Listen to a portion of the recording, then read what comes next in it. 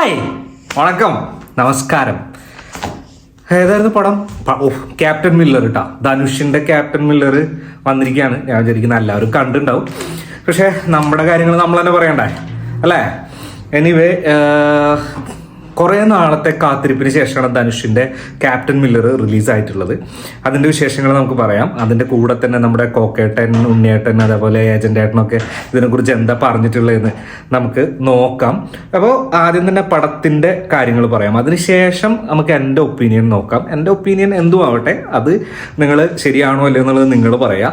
അപ്പോൾ പടം ഡയറക്റ്റ് ചെയ്തിരിക്കുന്നത് അരുൺ മാതേശ്വരൻ. അരുൺ മാതേശ്വരൻ്റെ ഇതിനു മുമ്പുള്ള പടം ഏതായിരുന്നു? സാനി കടിതം. കണ്ടിട്ടില്ലേ? കീർത്തി സുരേഷ് പൊളിച്ച പടം. ആ ഒരു മൂഡും ആ ഒരു കളർ പാറ്റേൺ ഒക്കെ ആണെന്നുണ്ടെങ്കിൽ വേണമെങ്കിൽ പറയാം. ഓക്കെ, അപ്പോൾ സാനി കടിതം ഭയങ്കര ഇഷ്ടപ്പെട്ട സിനിമയായിരുന്നു. ഓക്കെ, അരുൺ മാതേശ്വരൻ കേട്ടോ. ഡയറക്റ്റ് ചെയ്തും സ്റ്റോറി ചെയ്തും ഞാൻ നോക്കിയാണ് പറയുന്നത്, കുറേ എഴുതി വെച്ചിട്ടുണ്ടായി. അപ്പോൾ അരുൺ മാതേശ്വരൻ ഗംഭീരമായിട്ടുള്ള വർക്കായിരുന്നു, ഒന്നും പറയാനില്ല. പിന്നെ പ്രൊഡ്യൂസർ എന്ന് പറയുന്നത് സെന്തിൽ ത്യാഗരാജനും അരുൺ ത്യാഗരാജനും. പിന്നെ സിനിമോട്ടോഗ്രാഫി സിദ്ധാർത്ഥ ന്യൂനി, എഡിറ്റ് നാഗരൂൺ. പിന്നെ മ്യൂസിക് നമ്മുടെ GV പ്രകാശ് കുമാർ. അറിയാലോ, അദ്ദേഹത്തിനെ കുറിച്ച് കൂടുതലൊന്നും പറയണ്ട. എങ്ങനെയാണ് അദ്ദേഹത്തിൻ്റെ വർക്കുകൾ എന്നുള്ള കാര്യങ്ങൾ നിങ്ങൾക്കറിയാം. സൂപ്പറാണ്. അപ്പോൾ 12-ാം തീയതി, അതായത് ഇന്ന് റിലീസായിരിക്കുകയാണ് പടം. അപ്പോൾ ഇതിനകത്ത് പ്രധാന കഥാപാത്രങ്ങളിൽ വന്നിരിക്കുന്നത് ആരൊക്കെയാണെന്ന് പറയാം. കാസ്റ്റ് എന്ന് പറഞ്ഞു കഴിഞ്ഞാൽ ഭയങ്കര വലിയ കാസ്റ്റാണ്. ഹ്യൂജ് കാസ്റ്റിംഗ് ലിസ്റ്റ് തന്നെയുണ്ട്. അതുപോലെ തന്നെ കുറേ ആൾക്കാർ ഈ പടത്തിൽ അഭിനയിച്ചിട്ടുണ്ട് കേട്ടോ. ധനുഷ് എന്ന് പറയുന്നത് അനശീലൻ ഈസ എന്ന് പറയുന്ന ഒരു കഥാപാത്രത്തെയാണ് ഇതിനകത്ത് അവതരിപ്പിക്കുന്നത്. അദ്ദേഹത്തിൻ്റെ ട്രാൻസ്ഫോർമേഷൻ ടു ക്യാപ്റ്റൻ മില്ലർ, അത് ക്യാപ്റ്റൻ മില്ലറിൻ്റെ കുറച്ച് ജേണി, ഇതൊക്കെയാണ് ഈ പടത്തിൽ പറഞ്ഞു വരുന്നത്. ശിവരാജ്കുമാർ, നമ്മുടെ സ്വന്തം ശിവേട്ടനല്ല, ശിവ അണ്ണൻ, നമ്മുടെ കന്നഡത്തിലെ സൂപ്പർ സ്റ്റാർ. അദ്ദേഹം സെങ്കോലൻ എന്ന് പറഞ്ഞിട്ടുള്ള ഒരു ക്യാരക്ടറാണ് ചെയ്തിട്ടുള്ളത് ധനുഷിൻ്റെ ചേട്ടനായിട്ട്. ഇതുവരെ കുറിച്ചൊക്കെ നമുക്ക് ഡീറ്റെയിൽ ആയിട്ട് പറയാം കേട്ടോ, കുറേ പറയാനുണ്ട്. സുദീപ് കൃഷ്ണൻ എന്ന് പറഞ്ഞു കഴിഞ്ഞാൽ എനിക്ക് വലിയ പരിചയമില്ല, പക്ഷെ ആസ് എ റാഫി എന്ന് പറഞ്ഞിട്ട് കുറേ തമിഴ് പടങ്ങളൊക്കെ ചെയ്തിട്ടുണ്ട്, നായകനായിട്ട് ചെയ്തിട്ടുണ്ട് സുദീപ് കൃഷ്ണൻ.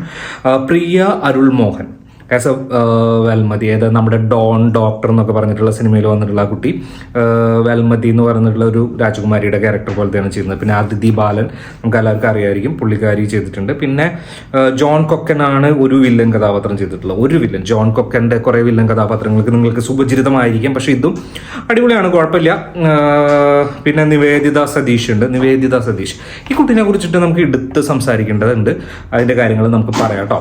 പിന്നെ വിനോദ് കിഷൻ ഉണ്ട്, നാസർ ഉണ്ട്, അങ്ങനെ ഒരുപാട് പേരുണ്ട്. പിന്നെ അതിനെക്കുറിച്ച് ഞാൻ പറയേണ്ട ഒരു ക്യാരക്ടർ ഞാൻ വിട്ടുപോയെന്നൊരു സംശയം. ബാലശരവണനുണ്ട്, ജയപ്രകാശ് ഉണ്ട്, ബോസ് വെൻകിട്ടൊക്കെ ഉണ്ട് കേട്ടോ.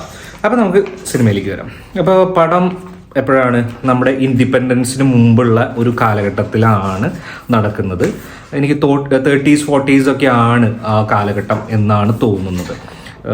ഇത് പല സിനിമകളിൽ നിന്നും ഇൻസ്പിറേഷനും അതേപോലെ റിയൽ ലൈഫൊക്കെ മിക്സ് ചെയ്തിട്ടുള്ള ഒരു ഇൻസ്പിറേഷൻ സ്റ്റോറിയാണെന്നൊക്കെ പറയുന്നുണ്ട്, അറിയില്ല.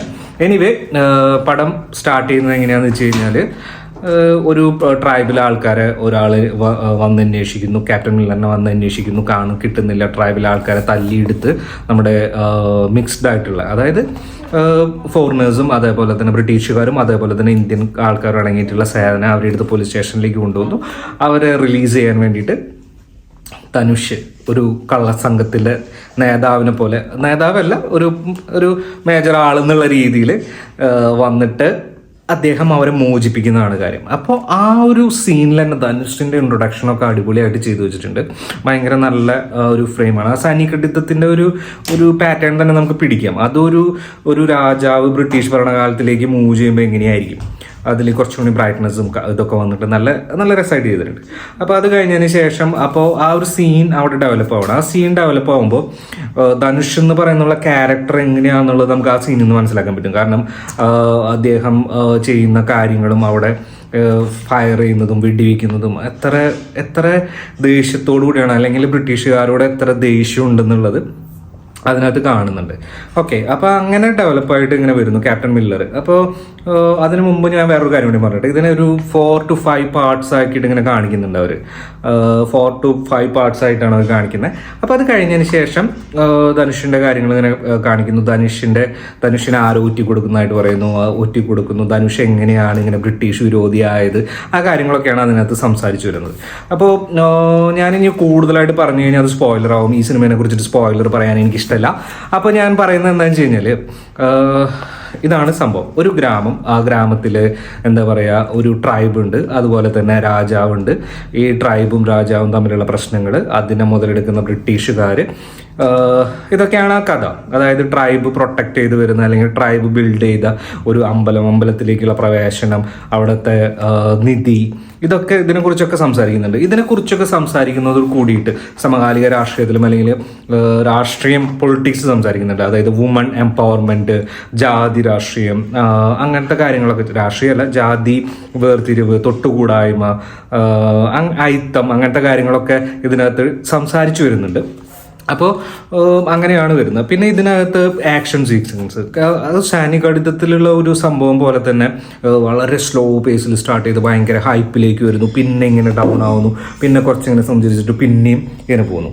പിന്നെ ഇതിനകത്ത് എടുത്തു പറയേണ്ട ഒരു കാര്യം ധനുഷാണ്. ധനുഷ് എങ്ങനെ ഈ ക്യാരക്ടർ ഡെവലപ്പ് ചെയ്യുന്നുള്ളതിനൊരു എക്സാമ്പിൾ പറയുന്നുണ്ടെങ്കിൽ, നമ്മുടെ അസുരൻ, കർണൻ, ആ ഒരു പേസില്ലേ, അതിലാണ് ഇങ്ങനെ എന്താ പറയുക, പലതരം ഇമോഷൻസിലൂടെ കടന്നു പോകുന്ന ഒരാളായിട്ടാണ് ഇതിനകത്ത് പറഞ്ഞിട്ടുള്ളത്. പിന്നെ അതുപോലെ തന്നെ വേറെ എന്താ കാര്യം എന്ന് വെച്ച് കഴിഞ്ഞാൽ, ഇതിനകത്ത് പറഞ്ഞിട്ടുള്ള സ്ത്രീ കഥാപാത്രങ്ങളൊക്കെ ശക്തമായ റോളുകളാണ് കൊടുത്തിട്ടുള്ളത്. അതിനകത്തൊരു പെൺകുട്ടിയുണ്ട്, ആളുടെ പേര് നിവേദിതയാണെന്ന് തോന്നുന്നു, നിവേദിത. ഒരു ട്രൈബൽ അല്ലെങ്കിൽ ഒരു കൊള്ളക്കാരിയുടെ വേഷം ചെയ്യുന്നതാണ്. അത് വളരെ മനോഹരമായിട്ട് ചെയ്തിട്ടുണ്ട്.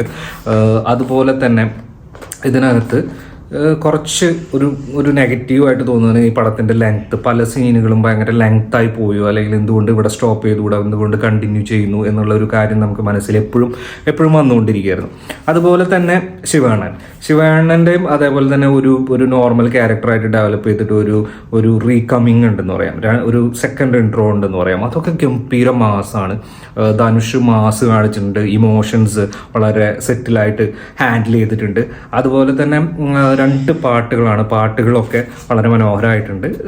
മൊത്തത്തിൽ പറയുകയാണെന്നുണ്ടെങ്കിൽ എനിക്ക് ഫീൽ ചെയ്തതെന്ന് വെച്ച് കഴിഞ്ഞാൽ ഒരു എബോവ് ആവറേജ് മൂവി എന്നുള്ള രീതിയിലാണ് എൻ്റെ ആസ്വാദനം പോയിട്ടുള്ളത്. പക്ഷേ ഇതിൽ പലർക്കും ഇതിനേക്കാളും കൂടുതലായിട്ട് ആസ്വദിക്കാൻ പറ്റുമായിരിക്കും എനിക്ക് തോന്നുന്നു. പക്ഷേ ഒരു കോമൺ ആൾക്കാർക്ക് എന്ന് പറഞ്ഞു കഴിഞ്ഞാൽ ഇതൊരു ലാഗ് അടിപ്പിക്കുന്ന പോലെ ഒക്കെ തോന്നുമായിരിക്കും. അപ്പോൾ എന്താണെന്ന് വെച്ച് കഴിഞ്ഞാൽ നിങ്ങൾ കണ്ടിട്ട് ബാക്കി കാര്യങ്ങൾ എന്തൊക്കെയാണെന്ന് പറയാം. അതൊക്കെ പോട്ടെ, നീ കോക്കേട്ടൻ അതിന് മുമ്പ് ഇപ്പം ഞാൻ പറഞ്ഞതൊക്കെ ഏകദേശം നിങ്ങൾക്ക് മനസ്സിലായല്ലോ. കഥയുടെ ഫുള്ള് നമുക്ക് പറയാൻ പറ്റില്ല.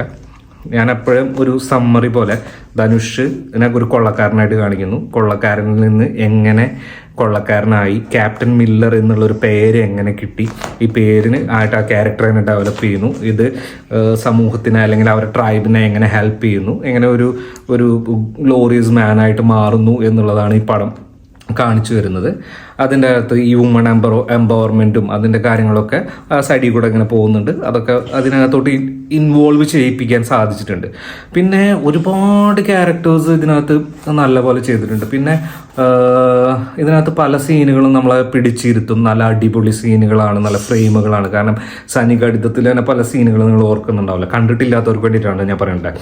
സന്നികടിതത്തിലെ പല ലോങ് ഷോട്ട്സ് ഭയങ്കര അടിപൊളിയായിട്ട് ചെയ്തിട്ടുള്ളതില്ല. അതേപോലെ ഇതിനകത്ത് പല ഒരുമാതിരി സീൻസൊക്കെ ഇതേപോലെ. എനിക്ക് ആ മേക്കിങ്ങിലൊന്നും ഒന്നും പറയാനില്ല. കാരണം എന്ന് വെച്ച് കഴിഞ്ഞാൽ ഒരു കൈൻഡ് ഓഫ് വേറെ ലെവൽ മേക്കിംഗ് ആണ്. നല്ലൊരു ഹോളിവുഡ് മൂവി കാണുന്ന ഫ്രെയിംസ് പോലെ നമുക്ക് തോന്നും. അത്രയ്ക്കൊന്നും നിങ്ങൾ പ്രതീക്ഷിക്കരുത്, ഞാൻ എൻ്റെ ഇത് പറഞ്ഞതാണ്. അപ്പോൾ അങ്ങനെയാണ് എൻ്റെ കാര്യങ്ങൾ. അപ്പം എനിക്കിതിനകത്ത് ഇപ്പോൾ എന്താ പറയുക, എല്ലാവരും ഓൺലൈനിലൊക്കെ ഭയങ്കര റേറ്റിംഗ് ഒക്കെയാണ് പറയുന്നത്. പക്ഷേ അതൊക്കെ കേട്ടിട്ട് പോയി കഴിഞ്ഞാൽ ഒരു 50% ആൾക്കാർ നിരാശപ്പെടാനുള്ള സാധ്യതയുണ്ട്. എനിവേ അതൊക്കെ അവിടെ ഇരിക്കട്ടെ. ഇനി നമ്മുടെ ചേട്ടന്മാർ എന്തൊക്കെ പറഞ്ഞു എന്നുള്ളത് നമുക്ക് നോക്കാം. ആദ്യം തന്നെ കോക്കണ്ണൻ എന്താണെന്നറിയില്ല, വളരെ പെട്ടെന്ന് തന്നെ ഈ പടത്തിൻ്റെ റിവ്യൂ ഇട്ടുണ്ടായിരുന്നു. അദ്ദേഹം വളരെ മനോഹരമായിട്ടാണ് പറഞ്ഞിട്ടുള്ളത്. ഇതിൻ്റെ ഡയറക്ഷനെ കുറിച്ചിട്ട് അടിപൊളിയാണ് പറഞ്ഞത്. GVPനെ കുറിച്ചിട്ട് ഭയങ്കരമായിട്ട് പറഞ്ഞിട്ടുണ്ട്. അതുപോലെ തന്നെ ഈ പടത്തിലെ ഓരോ സീക്വൻസും ഓരോ കാര്യങ്ങളും ഇൻവോൾവ് ചെയ്യിപ്പിക്കുന്നത്. ശിവാണനെ കുറിച്ചിട്ട് വളരെ ഗംഭീരമായിട്ട് ആള് ഫീഡ്ബാക്ക് കൊടുത്തിട്ടുണ്ട്. അതുപോലെ ഉണ്ണിയേട്ടൻ അതിൻ്റെ കാര്യങ്ങൾ അറിയാലോ, പോസിറ്റീവും നെഗറ്റീവും എല്ലാ കാര്യങ്ങളും പറഞ്ഞിട്ടുണ്ട്. അദ്ദേഹം വളരെ മനോഹരമായിട്ട് കാര്യങ്ങൾ പറഞ്ഞു. ഇങ്ങനെയാണ് കാര്യങ്ങൾ, എനിക്കത് ഇത്രയ്ക്ക് ഇഷ്ടപ്പെട്ടില്ല, ഇത്രയ്ക്ക് ഇഷ്ടപ്പെട്ടു, ഇന്ന കാര്യങ്ങൾ ഇഷ്ടപ്പെട്ടു. എന്നാലും ഓവറോൾ പറയുകയാണെന്നുണ്ടെങ്കിൽ ഒരു 80% ഇഷ്ടങ്ങളാണ് കൂടുതൽ പറഞ്ഞിട്ടുള്ളത്. സീക്രട്ട് ഏജൻ്റാണ് കുറച്ചും കൂടി ജെന്യുവനായിട്ട് ഇതിനെക്കുറിച്ച് റിവ്യൂ പറഞ്ഞിട്ടുള്ളതെന്ന് തോന്നുന്നു. ആ സീക്രട്ട് ഏജൻറ്റിന് പടം ഇഷ്ടപ്പെട്ടു. അദ്ദേഹം പറഞ്ഞ ഒരു കാര്യമാണ് എനിക്ക് സ്ട്രൈക്ക് ചെയ്തത്. ഒരു 10 പേര് സിനിമ കാണുകയാണെന്നുണ്ടെങ്കിൽ അതിൽ 5 പേരോ 6 പേർക്കോ സിനിമ ഇഷ്ടപ്പെട്ടില്ല എന്ന് വരാം.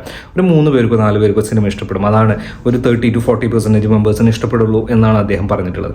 എനിവേ, നമ്മൾ നമ്മുടെ കാര്യങ്ങൾ പറഞ്ഞു. ഇനി നിങ്ങൾ സിനിമ കണ്ടിട്ടുണ്ടെങ്കിൽ അഭിപ്രായം പറയാം. കണ്ടിട്ടില്ലാത്തവർ ആണെന്നുണ്ടെങ്കിൽ കണ്ടിട്ട് നിങ്ങളുടെ അഭിപ്രായം പറയാം. നമ്മളിന്ന് സപ്പോർട്ട് ചെയ്യുന്ന കാര്യം ഒന്ന് പരിഗണിക്കുക. അപ്പോൾ അടുത്ത വീഡിയോ ആയിട്ട് വരുന്നതായിരിക്കും. Bye bye.